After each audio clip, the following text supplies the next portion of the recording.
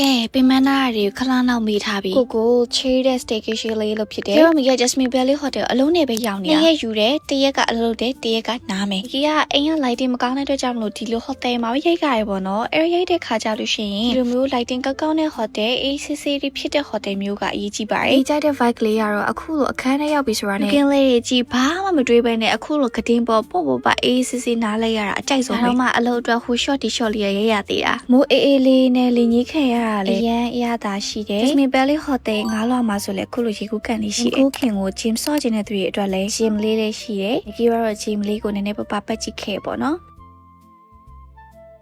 Staycation လောက်ရတဲ့အဓိက highlight လေးရတာဒါလေးကြောင့်လည်းပါတယ်စားတော့ကောင်းလေးစားခြင်းနဲ့အေးစေးနေပြီးစကားတွေတေချာပြောကြည့်ခြင်းနဲ့အဲ့လို vibe လေးရတကယ်တော့လိုအပ်တယ်သီလား